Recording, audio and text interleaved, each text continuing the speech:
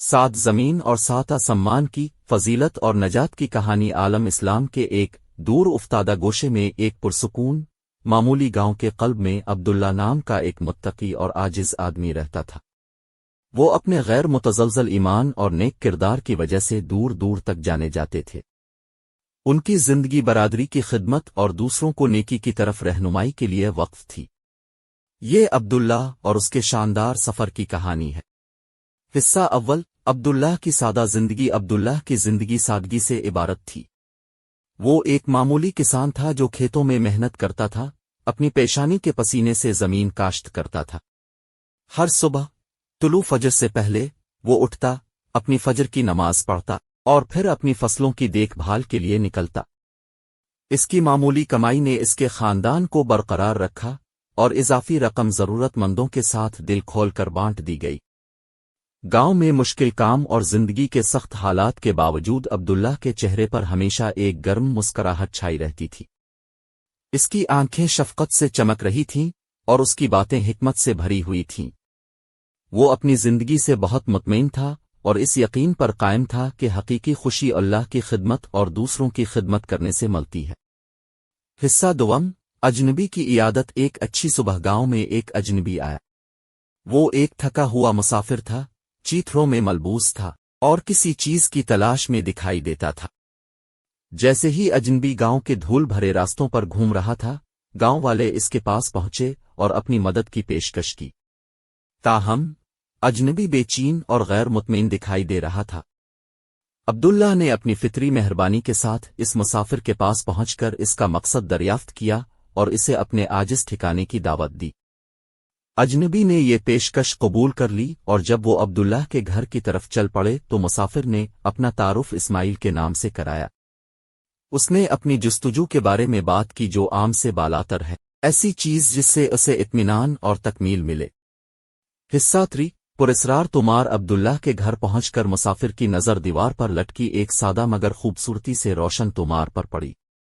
اس نے اس کے بارے میں دریافت کیا اور عبداللہ نے بتایا کہ یہ ان کے والد کی طرف سے ایک تحفہ تھا، ایک عظیم دانشمند شخص جس نے اپنی زندگی بھی ایمان اور خدمت کے لیے وقف کر دی تھی۔ اسماعیل مدد نہ کر سکا لیکن تمار کی طرف متوجہ ہوا اور اس نے مزید جاننے کے لیے کہا۔ عبداللہ نے تمار کی کہانی سنانی شروع کی جو ان کے خاندان میں نسلوں سے چلی آ رہی تھی۔ کہا جاتا ہے کہ اس میں 7 زمینوں اور 7 آسمانوں کا روحانی سفر ہے جو اس کی پیروی کرنے کی کوشش کرنے والوں کے لیے ترقی اور روشن خیالی کے مراحل کی نمائندگی کرتا ہے۔ حصہ چہارم، سفر شروع ہوتا ہے۔ یہ تمار ایک غیر معمولی سفر کا نقشہ تھا اور اسماعیل نے اس اطمینان کو پانے کی خواہش سے بھرپور، جس کی وہ طویل عرصے سے تلاش کر رہا تھا، اس راستے پر چلنے کی خواہش کا اظہار کیا۔ عبداللہ نے کافی سوچ بچار کے بعد اس کی رہنمائی کرنے کا فیصلہ کیا۔ ہر زمین اور ہر آسمان ایمان، کردار اور روحانیت کے مختلف پہلوؤں کی نمائندگی کرتا ہے۔ جیسے ہی وہ باہر نکلے، انہیں چیلنجوں اور آزمائشوں کا سامنا کرنا پڑا جس کی وجہ سے انہیں صبر، شکر گزاری، عاجزی اور معافی جیسی خصوصیات کا مظاہرہ کرنے کی ضرورت تھی۔ ہر آزمائش روحانی بیداری اور تفہیم کی اعلیٰ سطح کی طرف ایک قدم تھا۔ حصہ پنجم، سفر سے سبق۔ سفر مشکلات کے بغیر نہیں تھا۔ پہلی سرزمین میں انہوں نے بنجر صحرا کا سامنا کیا جو صبر اور استقامت کی ضرورت کی علامت ہے۔ دوسری سرزمین میں انہوں نے بکھرے ہوئے سمندر کا مقابلہ کیا، انہیں بے یقینی کے عالم میں ایمان کی اہمیت سکھائی۔